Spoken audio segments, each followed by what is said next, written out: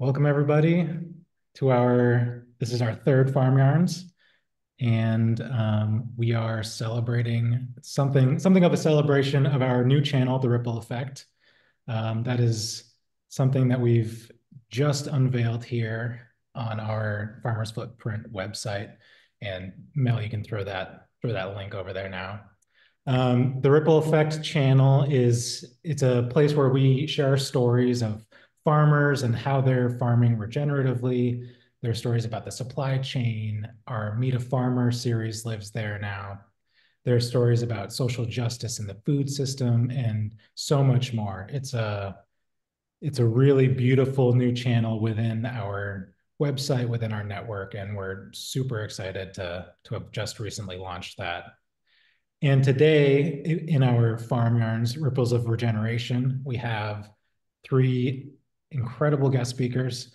We have Juan Guzman from Artisan Tropic, Anthony Corsaro from Regen Brands and his podcast, and Clara Coleman from Real Farmer Care and her podcast, The Winter Growers. So I'm going to share a really brief quote that we have on our Ripple Effect channel because I think it brings everything in, and it's such a beautiful little quote. So that goes, a ripple effect begins with a small solitary action that triggers a series of flow-on events, much like the ripples that spread across a still pond when a stone is cast into it. This initial disturbance radiates outward, impacting ever larger portions of the system and illustrating how even the smallest action can ignite a chain of transformative change. Similarly, every story we share here has the power to shift hearts and minds, creating ripples that resonate through our communities and beyond. And I think that is such a beautiful thing. It is beautiful. And I'm gonna mention one other thing. Many of you, there's some kind of glitch within our Zoom system. So many of you are Andrew Valenti logging on here. To change that, if you go down on the bottom of the Zoom page here and click on participants, a little window should pop up on the right-hand side. And if you hover over what's hopefully your name, which should be at the top, you can click more and You say rename and change your name that way. you can also just click in the three dots in your own Zoom box, because that might be an easier way since we have so many Andrew Valentes. If you just hover your own Zoom square and you click that, there's a rename option there too. Oh, awesome. Thanks, Anthony. That's a lot easier. Person that's managed a lot of other Zooms as well, so I'm right there with y'all. Right on. I wanted to share a really brief story of my own little ripple effect story, because I've seen beautiful things happen from this one thing that I decided to do for myself. So in the 2020 lockdowns, I was lucky enough to go move to a family home on Cape Cod. First thing I did was build vegetable gardens. So I had a few tons of compost dumped into the driveway, which spilled out onto the neighborhood street. Neighbors walking by saw me going back and forth with wheelbarrows every day, bringing compost into the back. Got curious, started asking questions. By the end of that summer, there were 4 new gardens on that street. And those 4 properties and households those gardens have now expanded. They're super passionate about growing their own food. One of those neighbors was a very liberal user of Roundup and glyphosate products. I was able to convince him to stop using those products, which was a big old pat on my back.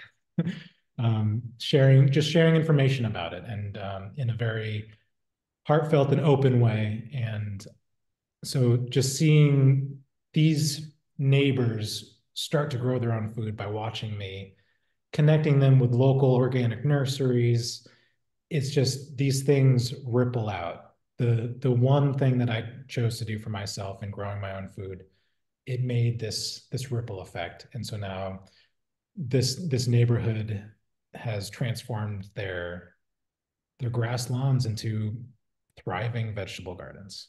So that is a really cool, special thing. Wow. You know, excuse me, Andrew. Could you post that wonderful quote? Yes. And that quote is directly on the front page of our Ripple Effect channel. Oh, it is. I'll post it in the chat here for you all to see. So I would now like to allow our speakers to introduce themselves. So Anthony, you're next to me on the screen here. Who are you? Take it away, Yeah. please. Good to see all you all. Thanks, Andrew, Mel, and Farmers Footprint team for having us. My name is Anthony Casaro. I grew up in Indianapolis, Indiana, in a large fresh produce distribution family business. So family's been in the food industry for really the last 100 years since we came over here from Italy. I worked in that business and then took a step away because I have an autoimmune disease, and I got very into food as medicine, naturopathic medicine, and ultimately found regenerative agriculture through Zach Bush. And having sold millions and millions of dollars worth of food, I was shocked that I had not ever known what this was or anything about it.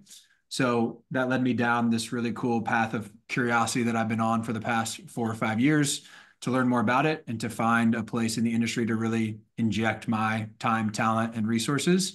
And there's been quite a bit of trial and error through that process, but where it's really settled out today is we've created a ecosystem of both nonprofits and for-profits trying to support brands like what Juan is doing at Artisan Tropic that are bringing regenerative products to the marketplace. We saw that there was this really cool burgeoning of support for farmers, but there was a lack of support kind of down through the supply chain in the demand creation side that supports the actual practices on the land. So we launched a podcast as a way to kind of learn out loud, which has led to the development of this whole ecosystem and lots of fun stuff that we've basically all designed to be in support of these brands that are bringing regenerative products to the marketplace. So that is what Regen Brands is, and happy to share more, but I'll stop there. Thanks. Juan, over to you. Hey, my name's Juan. My family started Artisan Tropic 10 years ago. And it's been a collective family journey of similar to Anthony, rediscovering food as medicine and reconnecting to food as more than calories, more than nutrition. My sister was diagnosed with an autoimmunity, which is what led us on this sort of collective journey. My family's from Colombia, and we moved to Charlotte, North Carolina in 1994. And previous to starting Artisan Tropic, my parents had a food distribution company in North and South Carolina where they distributed Takis, big Mexican snack, if you're familiar with that. And that was sort of the foray into the CPG food and beverage world. And then when my sister had this autoimmunity, it sort of redirected our family's passion around food to like how can food, nourish life and not be poisoned. So that's where we're at, and our journey around regeneration as a person, as a family, and a brand is very linked and very collective as well. And it definitely has very important roots in the message that we started to hear when we first heard Zach Bush speak about this. Awesome. Thank you. And Clara, over to you, please. Thank you, Andrew. So I'm delighted to be here because I actually randomly met Andrew in Italy, in Terra Madre, just about a month ago, and he asked me to join. So thank you very much for asking me to join here. So my name is Clara Coleman. My background is actually very, very deep in the farming world. I was literally born on the farm, my family farm in Harborside, Maine. My father is Elliot Coleman, who many of you might be aware of or read his books about organic agriculture and fourth-season harvesting. So I like to say that I grew up learning farming through osmosis, and it's definitely in my blood and very much a part of who I am. But I spent a lot of my younger years trying to get away from farming and sort of went more into like, adventure wildlife, nature kind of pursuits. But once I had my children and I was living in Colorado, I started a farm out there, and I really emulated all of the things that my father had done in Maine out in Colorado. So grow year round using high tunnels and other protection. And but through that process, I really saw the challenge of sort of mental health struggles of farmers and self-care needs. So that inspired me to start Real Farmer Care, which supports farmers' self-care needs and well-being. Right now, it's a $100 award for farmers. There are 239 recipients across the country. And we're looking to expand into new programming to find other ways to support farmers more on an ongoing basis. And I also have a podcast, Winter Growers Podcast, which has conversations with farmers all across the country and parts of Western Europe about year-round growing. So not just winter growing, but how do you grow year-round? How do we improve local production wherever you might live? And do lots of other things too, but I'll leave it at that. Thank you. Yeah, cool. Thank you. Okay, I'm going to share my screen and we're going to dive into these questions that we've got for y'all. So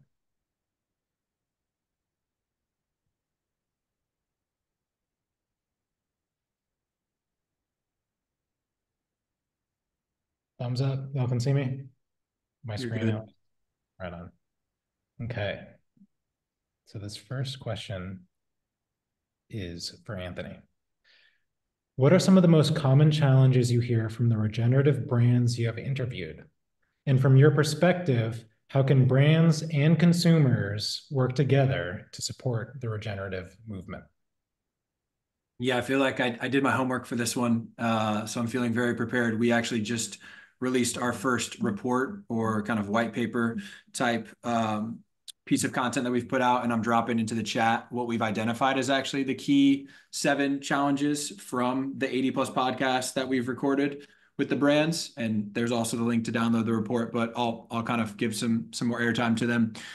The way that we saw this and really went into designing the ecosystem of Regen brands was there was 3 big buckets of need. There was commercial needs, there was community needs, and there was financial needs. And you can kind of see from reading them where they might fit. But ultimately, it really came down to all of these, and I'll just kind of talk about each one of them briefly. The first one is really about, from a marketing perspective, when you have a branded food product, people don't buy it because it's regenerative. It may be for the people on this call something that they look to, but for the average consumer, it's going to be the 4th, 5th, 70th, or 100th thing that they care about. They're going to care much more about taste, price, nutrition, all those other things first. And so that's a big impediment to progress in terms of creating commercial value around this stuff. And then the second thing is, right now, what regenerative is very contentious in our industry, especially on the CPG side, because it is where we have to turn it into a consumer claim, where we have to define it, we have to certify it or validate it. And now we are up to, I think, 6 or 7 regenerative specific certifications, plus some legacy certifications that people think are regenerative. I'm not going to state my opinions on that or not. We also have the Whole Foods Regenerative Assessment, which brands like Artisan, Tropic have used to validate their claims. That is third-party validation, but it's not a certification.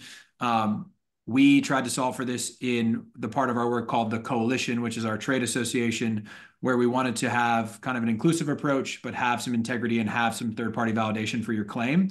So all of the 31 brands that are a part of that, they have to have at least one SKU that they market that's third-party validated by one of 8 pathways, 7 different certifications, which I'm happy to share and list off, or the Whole Foods Regenerative Assessment.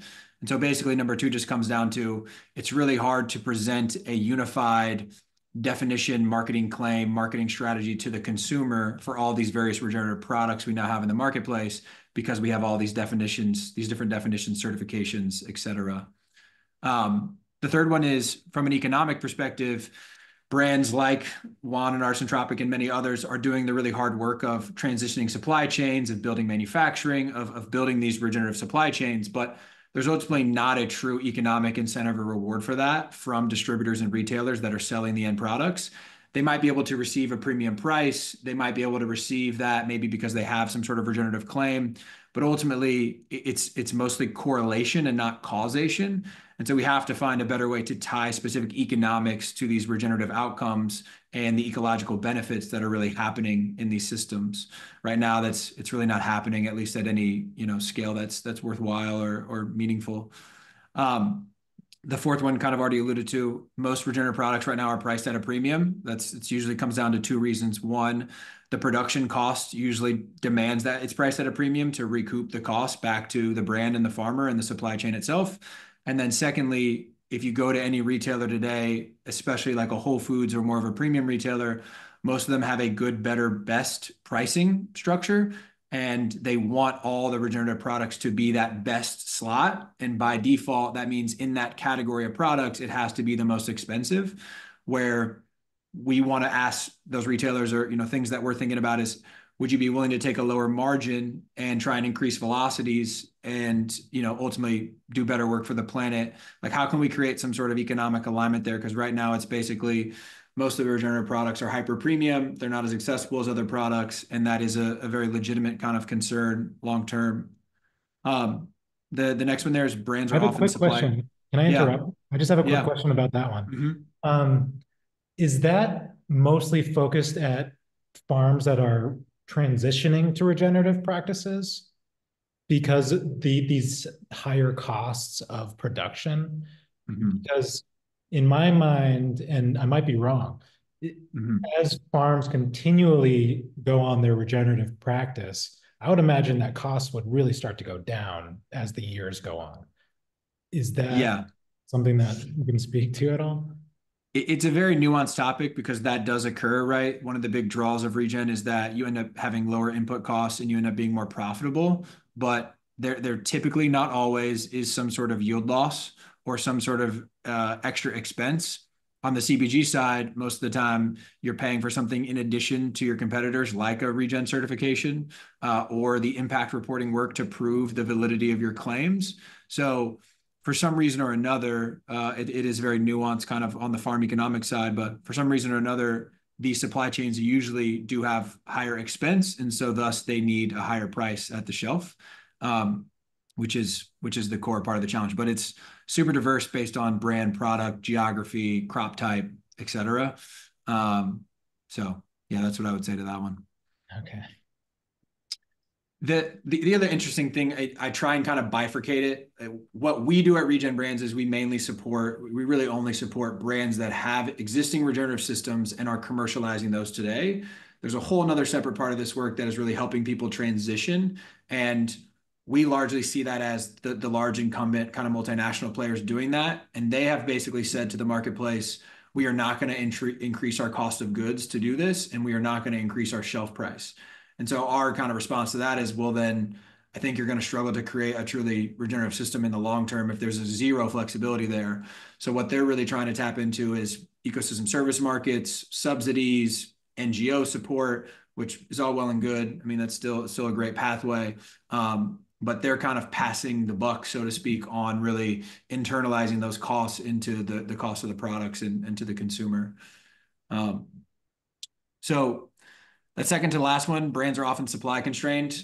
Part of the issue for many brands that we've talked to and work with is there's just not enough regen supply. They would like to sell more of these products. They'd like to market some of these products.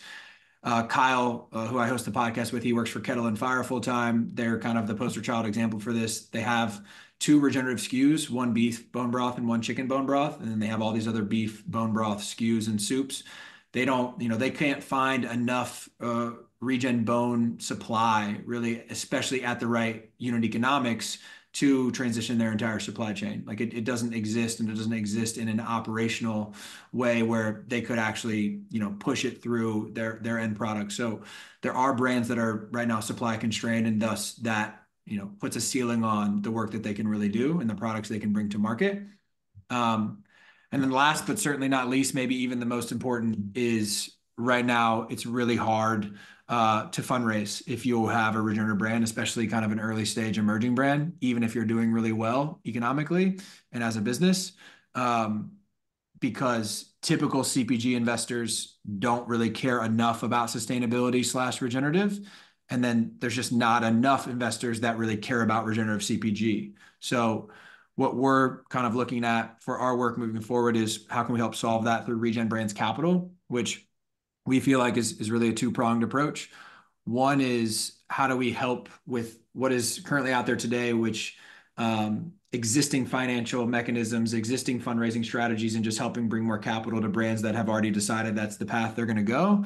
And then how can we use those transactions as almost like a research base to figure out what are some new financial products and fund models that we could potentially stand up ourselves to then fund brands through that might be more designed for regenerative outcomes, less extractive, have less of the problems and limitations that some of the existing financial tools have, because we really know they were not designed for these types of businesses. So that was a lot. I'll take a pause there, and hopefully that's helpful and informative. That's very informative. Thank you. Yeah, I mean, I'm really excited to go. Thanks for sharing that CPG report. That's exciting. I'm going to be diving into that. Nice. Thank you. Thanks, Anthony. I'm going to keep sharing my screen here.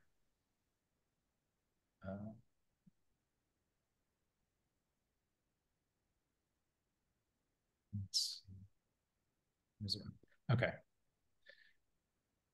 Clara, this one's for you. From your experience working with farmers, particularly within communities of color and LGBTQ communities, what forms of assistance have had the greatest impact? How can consumers and the average person contribute to supporting these farmers through their daily choices and actions? So let's see. I guess I'm going to speak to this question on the perspective of the work that I've done with Real Farmer Care. Again, that's the lens that I'm coming from. If I'm looking at, again, the well-being of farmers and how farmers of color and LGBTQ communities generally have not had a level playing field and are going to be disproportionately impacted. Their well-being is not going to be as robust, then that is where, they need more support. And that is the work that I'm trying to do within Real Farmer Care, is not only just address it on a general perspective, but also the specific identities that need this support. There was a recent study that came out looking specifically at LGBTQ communities and their mental health, and the statistics were, not totally unsurprising, but shocking, I guess, in that there, at least 60% are experiencing some level of anxiety, depression, and that, is both their identity as LGBTQ plus and as a farmer. So looking at the intersectionality between the two. So, Real Farmer Care has generally just been a drop in the bucket. It started off as a crowdfunding campaign in 2020. Really for me as a way of like, how can I serve farmers in a greater way? So the vision is to expand that into more consistent programming. Could it be online therapy that is free for farmers, for instance? Could it be group retreats where farmers can gather and connect? Could it be in-kind donations from strategic partners within the industry? So all the different kind of forms, acupuncture, body care, gym memberships, all the things that we sort of maybe take for granted and don't always realize how much they do support our well-being. So again, trying to give permission for people to talk about these issues within the farming communities, that the more that we can care for ourselves, it's not selfish, it's not self-indulgent. If we don't care for ourselves, we can't care for others, and we can't care for the land. So that sort of addresses the first part, I guess. And which I just want to say is amazing. And it's something that really doesn't, it can easily just go over people's heads that, to farm is a lot of hard work, and you're up at the crack of dawn and getting off the farm sometimes after the sun goes down. And that leaves almost zero time for self-care. And yes, you may get a lot of self-care within the farm because it's such gratifying, rewarding work, but being able to take yourself out to dinner sometimes, and I just think that what you're doing with Real Farmer Care is a really great thing. So Yeah, thank you. Yeah. I I just mean, wanted to again, put that in. it's a challenging topic. I mean, the stigma that exists, I mean, both within our culture, I mean, we have a very individualistic sort of hustle culture that isn't necessarily supporting this. And then also within farming communities themselves, there's a lot of stigma around, talking about mental health and all of that. So the forces that exist are not necessarily helping this. And I'm just trying to be yet another voice within this work to say, like, no, we need to talk about this and focus on this. And I guess as consumers and, the average person, obviously supporting your local farmers, checking in with them, asking how they are. I mean, I think that's oftentimes one of the best ways is to really connect with farmers and, really ask how they're doing, and really mean it. I think so much of the isolation that happens on farms, exacerbates the problem. So like having more community support around farmers is really important. Totally. Actually, that makes me think of, I connected with a local farmer when I was living on Cape Cod, and because of connecting with her on just a personal level beyond the farm, I got to learn that she was a dual citizen in Ireland. So that got me thinking, oh, I wonder if I qualify as a dual citizen through for my ancestry. And here I am living with two passports in Italy, thanks to having those conversations with my local farmers and getting to know them on a personal level. So, and somebody that I keep in touch with, and send everybody else that I know to her farm to go pick up all of her organic beef and all that. So another beautiful little ripple effect story. Thank you, Clara.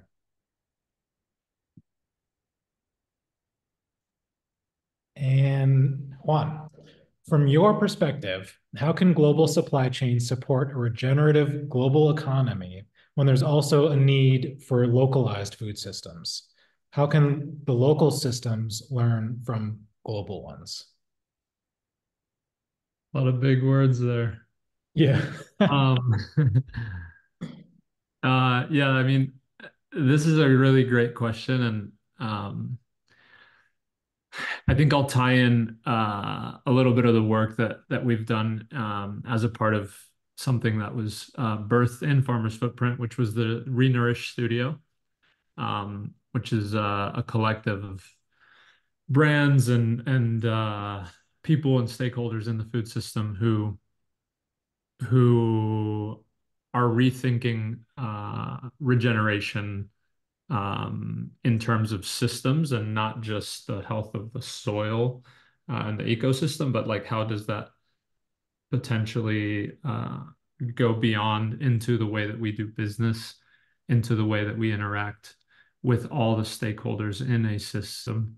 And so some of the work, this question is so relevant to the specific work that we did as a brand in our time with Renourish, because it really helped us tie the loose ends here and think about, okay, like we really want to support local food systems, and we want people to engage with what Clara is talking about, right? Like your local farmers, how can we as a brand participate and encourage consumers to care more about that? And so what I think we realized, and I think it's a journey that we're on, trying to really tell and engage consumers in this, is as Artisan Tropic, we create a certain product and we are trying to tell a story around that product. And that product has a place, and that place is very important to our brand and to our company and to the products that we produce. So we're producing in a community in the coffee region of Colombia. And a lot of our storytelling is trying to put faces and names to the bag of chips that you find at Whole Foods to reconnect people to that place. But not just because we want people to care about the coffee region of Colombia, but because in doing so, we are hoping that when you open your pantry, the bag of Artisan Tropic is a step towards caring more about the rest of your pantry and to having maybe a next level of consciousness around how we source all of our food. And so that brings it back to locally, how can we care more about our place? Right? Like Artisan Tropics telling a story about the coffee region of Colombia, and we produce these amazing products. But how can the consumer then say, okay, that's one place. I may or may not ever go visit that place, but I live here. I live in Dallas, Texas. I live in Denver, Colorado, wherever it is.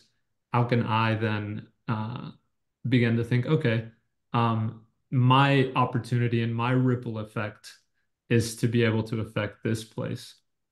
So to reach out to local farmers, to go to your farmers market. I don't think that, eliminating global food systems is necessarily something that's going to happen in the near term future. And so my hope from my perspective as a brand is, can we play a part in having consumers connect and reconnect through different brands and products, reconnect to their part and their role that they play in their local community as consumers, as eaters. Does that make sense, Andrew? That makes sense to me. And I think what you guys are doing, sharing the stories and really seeing what these farms even look like, to buy a bag of plantain chips, some people don't know what a plantain plant looks like.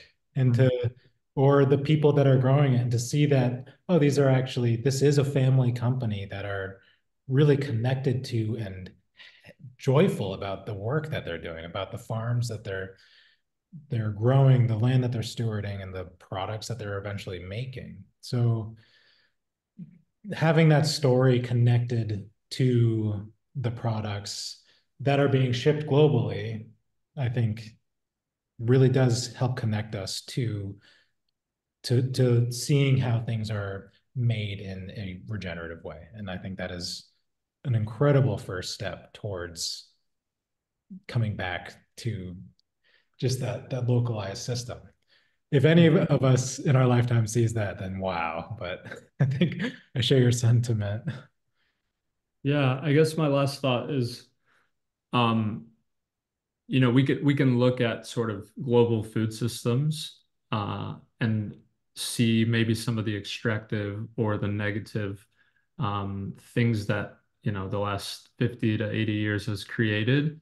But this emergence of regeneration and this emergence of consumer consciousness around the authenticity and the trustworthiness of a brand and a product is really an opportunity, I think, that we can reconnect to the lessons that those systems can teach us, and how can we not just demonize the negative or the bad or the right, but how can we take that and say, okay, maybe in my local food system, there's an ability to produce X, Y, or Z, but maybe that is an avenue for sharing a story and for creating added value to what this community can bring and export to other regions, whether it's in this country or another country.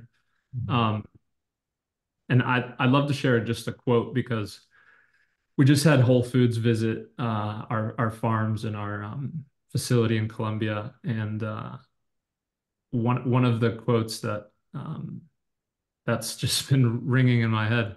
One of the executives from Whole Foods said, "The thing that's impressed me the most is the way that you've woven together culture and tradition and family and tried to create something better out of what the land gives you and share that with the world.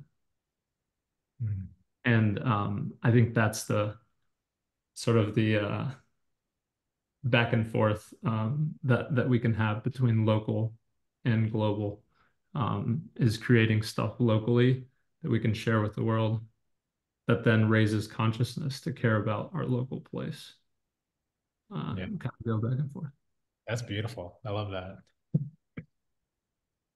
Yeah, and it really makes me think just about when I think about a global supply chain, you start to look at every single aspect, the packaging, where's the packaging being made, and what is the packaging made out of, and the factories, when you really start to break things down, it's like, wow, this truly couldn't happen without global trade. Some of the things like the diesel for the tractors, or the tires for the tractors, or the tractor itself, any of these elements that are used. So yeah, it's just, these are the things that I love having these kind of conversations, because it just gets you thinking about looking at everything that you're interacting with on a daily basis, and really thinking about the ripple effect of the things that we use, and what it took to get this phone made, and here, and these computers, and all of these things. I think it's just helping us have this awareness, makes us see and interact with the world that we're in a refreshed and new way. I forgot to mention in the beginning, but if anybody that's tuned in, if you have any questions, pop them over in the chat, or raise your hand, and we'll put you unmuted, and we'll get your question answered here. But I do have some more. I don't think there have been any questions yet. Andrew, I'm realizing I didn't answer the second part to my question. I have a succinct answer I can give if you want me to actually answer the two questions you asked me. Oh yeah, I am really curious, because that actually is something about how brands and consumers can work together. Please, Yeah. let's hear it. So obviously buy the products, duh, like everyone's always going to say that, but like we can't forget it, because ultimately, as Juan will attest, like that determines the success or failure of the business, and it determines the success or failure of the relationship with certain retailers and distributors. Is just basic demand. So like that's obviously the most obvious one, but super important. The second piece that I think people don't know about or forget about is you can request items from retailers that you shop at. You can say, hey, I love to buy Artisan Tropic plantain chips. Why don't you carry them? You should carry them. I buy them online right now. I would buy them from your store if you did carry them. So people don't realize how much power they actually have with retailers to request certain items at certain stores. Less so with your big chains, but I mean, even a big chain like Whole Foods that's now owned by Amazon, there is some flexibility on a local and a regional level for them to change their mix. So requesting products as well. And then in today's digital age, like sharing your products with other people, and not just on Instagram or TikTok or on social media, but like when they're in your home, when their kids are over to play with yours, when you go to birthday parties, when you do things like that. I mean, I it still frustrates me when I go to some of my siblings' birthday parties for their kids, and we're still eating pizza and gummy worms and all the things. And it's like, guys, there's other really tasty options here that are much better for all of us and the planet that we can have on these tables. And so just any opportunity to not only buy the products yourself, but to share them with others is a can't miss opportunity. And then the last one that I think is mainly the one that people might not have heard is these are all businesses that are very busy doing lots of stuff.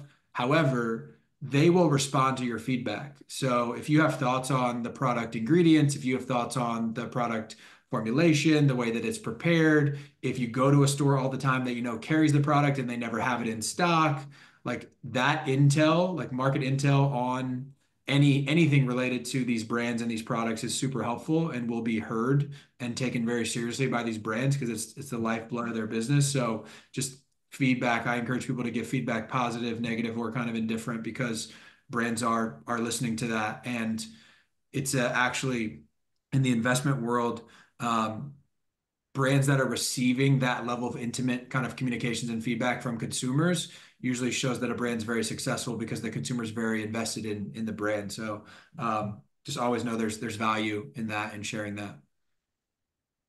That is such a good point and great thing to keep in mind. How much power the consumer has. I mean, in a way, this consumer has all the power. And if they're the ones buying the product, and if they're not buying the product, then the producer can't keep making it. So that is some really good.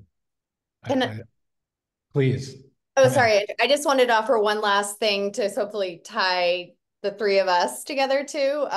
You know, all the amazing work that Anthony and Juan are doing and within global supply chains and brands, none of this will matter if we don't address and support the fundamental well-being and needs of the farmers and the people producing these products, right? So again, like all of this ties together in that way, and how, you know, these are the things that are the soft skills, or the things that aren't often addressed or talked about, is the basic fundamental needs of people.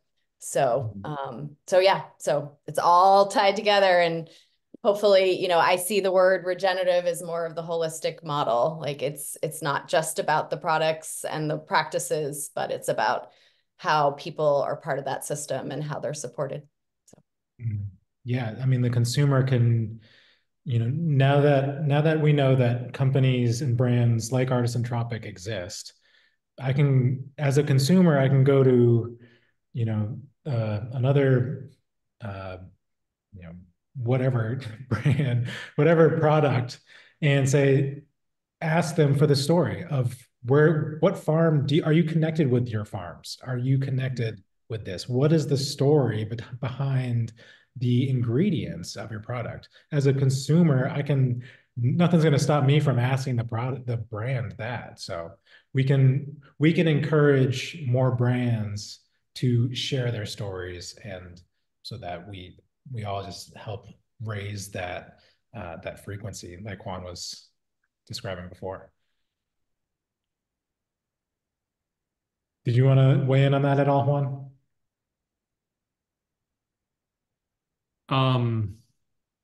Just a quick thought. My friend at one of the co-founders of Capello's talks about, you know, how can we use food to elevate our consciousness, and I love that thought. I love that phrase, and you know, a real practical thing, like Anthony said, is like, can we as a brand be a part of a mom saying, hey, you know, I love these plantain chips. How can I then think about the other snacks in my food, the other snacks in my kids' lunch boxes, right?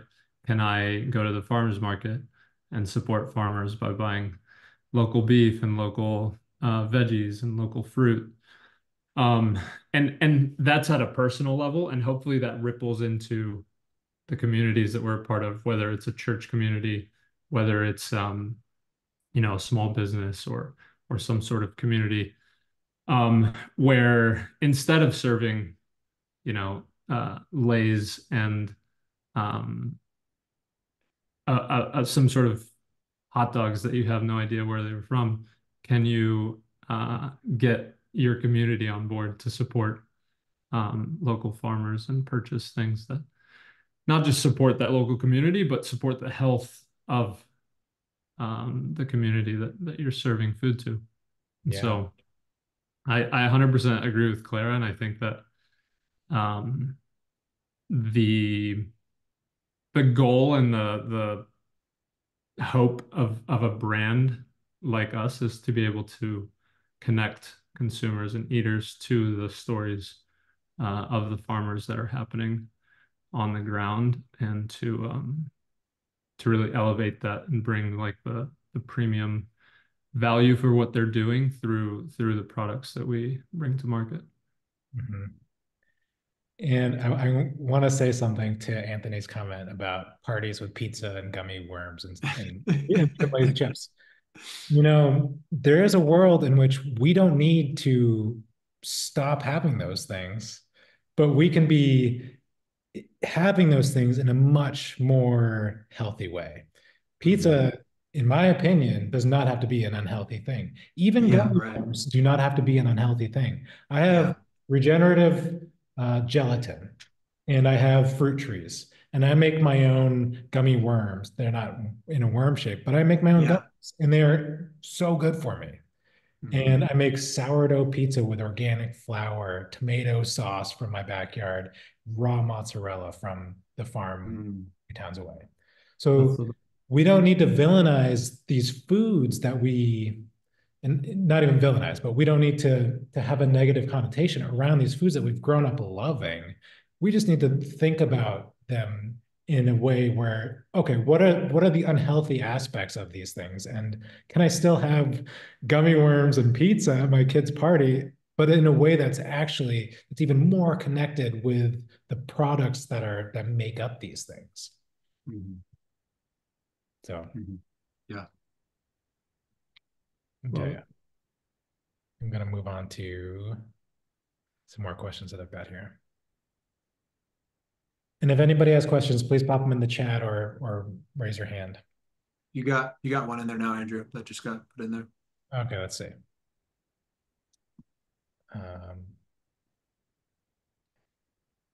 So Kelsey says, as a woman who was diagnosed with an anti-inflammatory disease at a young age, I understand the importance of food. How can I encourage others to live in this conscious way when most of these people don't want to change or give up sugar or these inflammatory ways? I want to start with Clara. Because I'm give Clara the hard one first. You grew up on the farm. I know. Well, see, unfortunately, though, I mean, for me, I mean, because I grew up that way, like that was normal for me. I mean, I was also seen as an oddball and very, like a pariah in some respects because I had weird food when I would go to school. But that was normalized for me. So like real whole healthy food was just part of my background and my upbringing. And to see the ultra processed food that is out there and is so rampant, and especially in our school systems, I mean, it's starting at such a young age and it's cheap, and we're fighting against this enormous system of corporate power. I don't know how you change this because it's highly addictive and it's cheap, right? So, that has to be both, policy level change and then individual level change. And the two have to come together somehow. That's all I can say, yes. Yeah. I have one potential like high level thought or idea.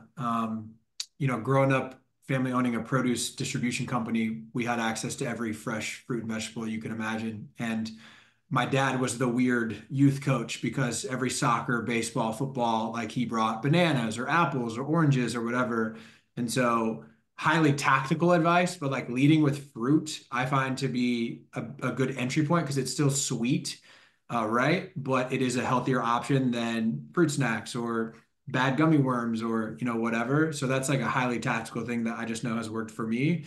And all I could tell you from a philosophical standpoint is, just knowing, I don't know Clara that well, so I'm sorry, Clara, I feel like I keep excluding you, but knowing Juan and my stories about like our families have completely changed the way that we look at food, and we owned large food businesses, like literally, and the ripple effect of this increased consciousness, and it didn't come from any sort of negative emotional association, guilt, shame, whatever. It came from a very positive association of family members or family member like needing nourishment and life and all of that. So I would just say like try and ground whatever your activity is in some sort of positive emotional connection, because that's ultimately like the only way we're going to create lasting change, trying to influence people, in my opinion.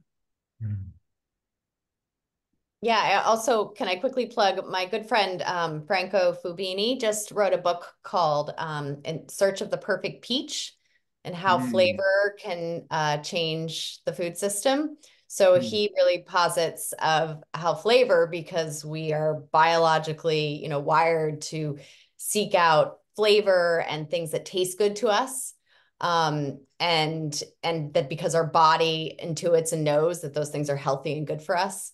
And so again, like within fruits and vegetables, like the flavor of things that are grown well and in soil, and how they can change us, just to be able to experience them. So hopefully there's more access, I guess, to those fresh fruits and vegetables that have flavor that can help change people. What was his name again, Clara? Franco Fubini. Franco. And he actually founded Natura, which is basically they distribute, they have offices in a number of different cities worldwide, and they're working with local farms to supply chefs and other in restaurants with those local products. So they're sort of the glue between the two, and they really focus on flavor. They focus on high quality, good fruits and vegetables. That's awesome. Did you have something you wanted to add to that, Juan?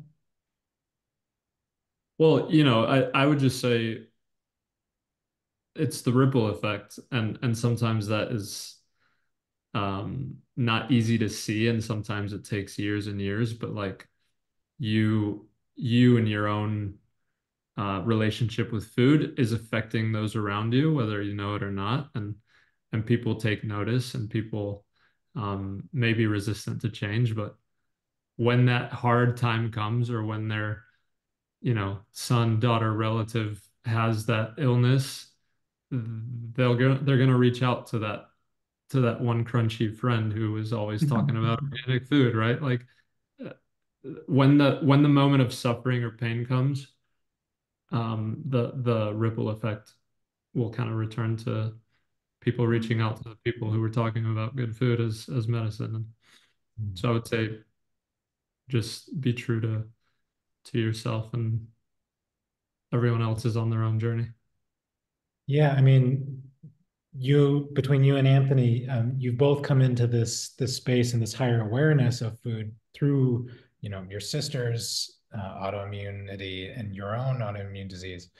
And this actually ties into something else that we're working on here at Farmers Footprint. Next month, we're releasing another channel called the Health and Harmony channel.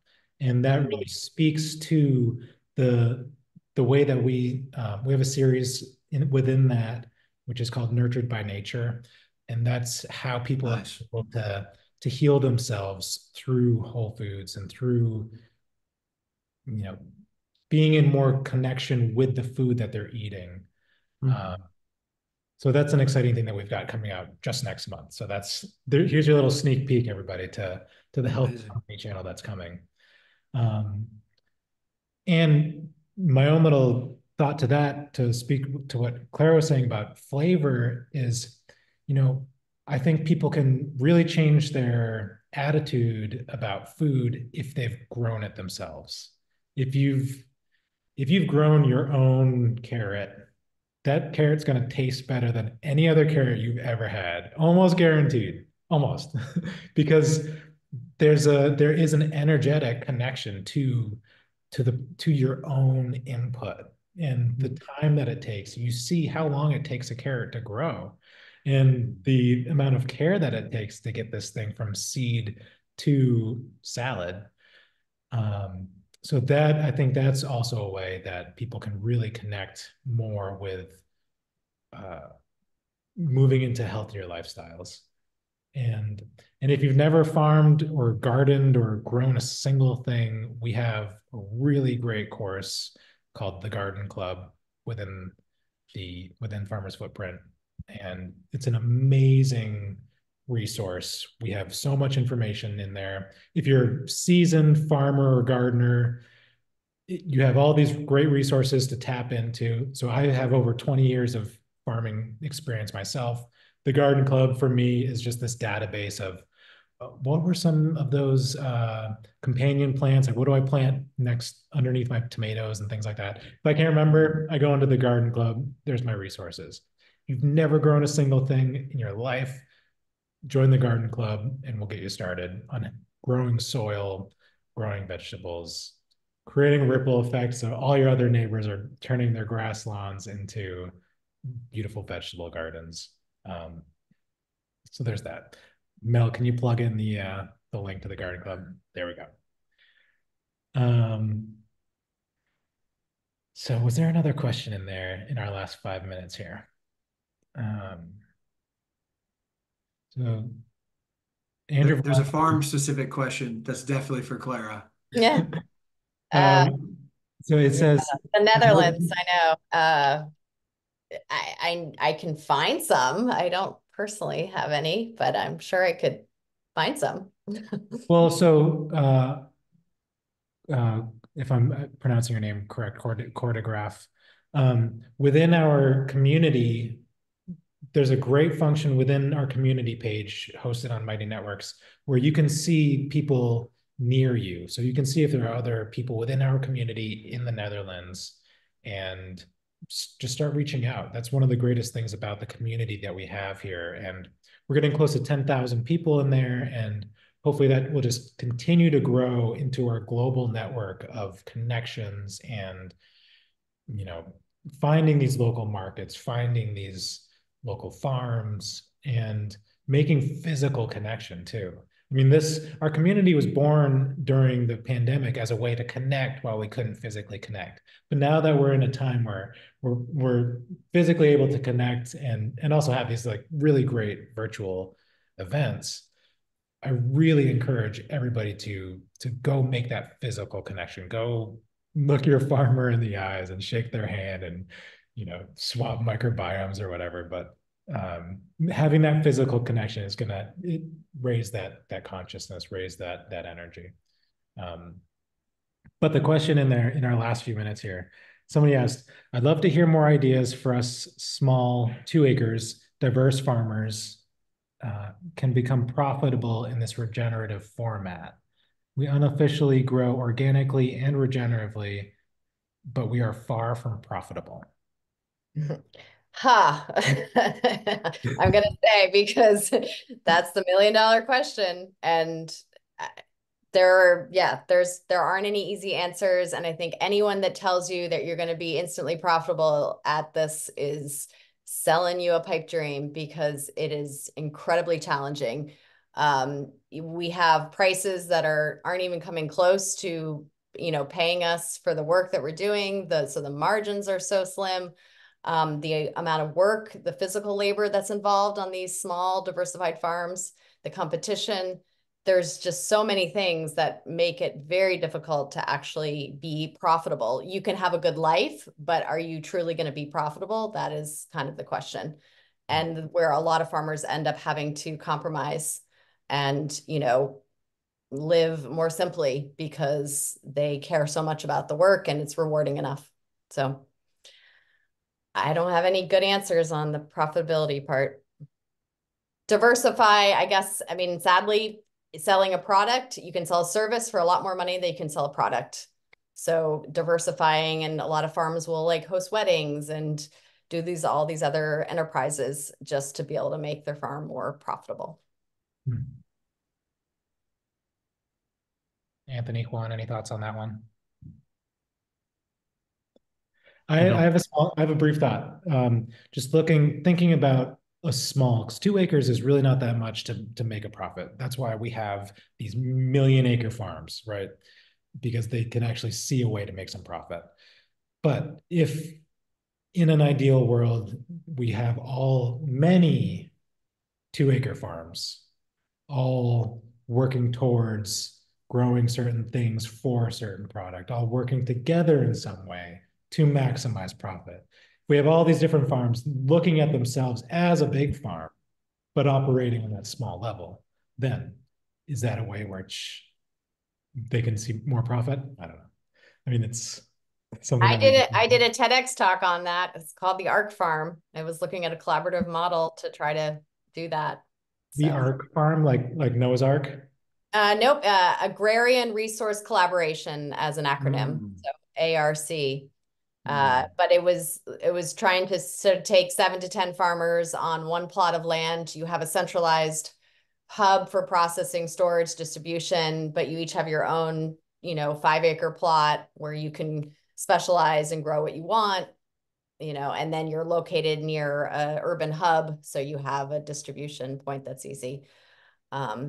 But again, it's like trying to walk that line of not getting too much into like the commune approach, but not being fully capitalized. So how do you walk the fine line between the two? Also, collaboration is hard. People don't always like to work together. How do you find the sweet spot with that one? Yeah. Great. Well, we're at time. Thank you all so much for being here, speaking with us. Thanks to everybody for tuning in and listening. I'm going to be posting, we've got this all recorded. I'm going to post the replay within our community with all the links in which you guys can support each one of our speakers and connect with them. And also all the links, to Claire's TEDx, to Anthony's report that he produced, which I'm super excited to look into, and everything else that we've shared here in the chat. I'm going to post all of that within the replay within our community. So if you're not in the community, go in, join. It's totally free. Connect with people around you. And thank you so much. Thanks for having us. Thank you all. Thank you, guys. Thank you. Thank you.